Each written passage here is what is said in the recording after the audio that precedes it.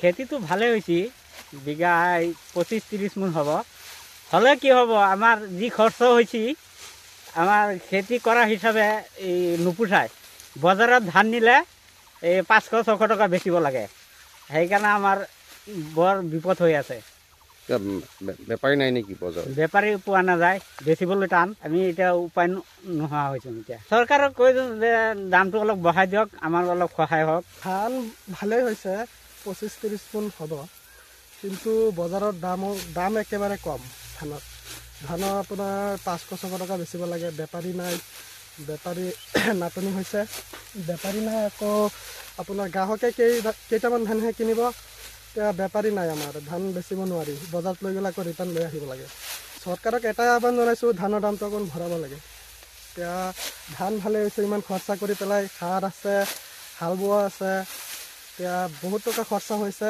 এতিয়া ধানৰ দামটো বাঢ়িব লাগে, সেইটোৱে আহ্বান। আমি ধান বজাৰত বেচোঁ, বেচিবলৈ আনিছোঁ। দাম এতিয়া বজাৰত আপোনাৰ বেপাৰী য'ত নি বেচিব, বেপাৰীৰ দাম হ'লে আমাক দাম দিব। এতিয়া আমি অলপ চলপ ধান আনি বজাৰত বেচিলেতো বেপাৰীৰ দাম কম দিবই। এতিয়া চৰকাৰে ধানটো বজাৰত কিনিব লাগিব, তেতিয়াহে পাব্লিকে পইচাটো পাব। এতিয়া বৰ্তমান আপোনাৰ এই 660-80 এনেকৈ লৈ আছে। চৰকাৰে মানে ধানটো বজাৰত ল'লে আমি পাব্লিকে মানে পইচাটো আমি পাম, ৰাইজে পাম, দামটো পাম, মানে উচিত মূল্যটো পাম। এতিয়া আমি ধানটো আমাক বেংকত দিব গ'লে, অফিচত দিব গ'লে আমি আমাৰ কাগজ পত্ৰ লাগি আছে, পইচাটো আমি লগে লগে নেপাম। সেইটো আমাৰ জামেলাহে কৰিছে চৰকাৰে। এতিয়া চৰকাৰে জামেলাহে কৰিছে। এতিয়া বজাৰত পাব্লিকে ধান আনে, বজাৰত আনিলে যদি চৰকাৰে যদি টকা দি ল'লেহেঁতেন তেতিয়াহ'লে ৰাইজে পইচাটো পালেহেঁতেন। এতিয়াতো ৰাইজে আপোনাৰ পইচাটো নাপায়। আৰু ধৰক আজি 10 মোন ধান পানি বেছি, আমিতো 10 মোন ধানৰ কাৰণে আমাক কাগজ নিদিয়ে অফিচত। মই 50 বিঘামান মাটি খেতি কৰোঁ। অঁ, ইয়াত বেপাৰী আছে, বেপাৰীক মাতি আনক, মোৰ ঘৰত থাকি ধান আনে।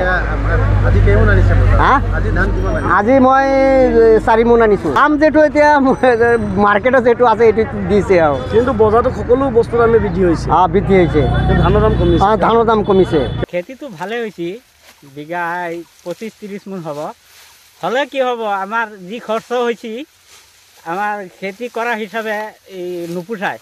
বজাৰত ধান নিলে এই 500-600 টাকা বেচিব লাগে, সেইকাৰণে আমাৰ বৰ বিপদ হৈ আছে।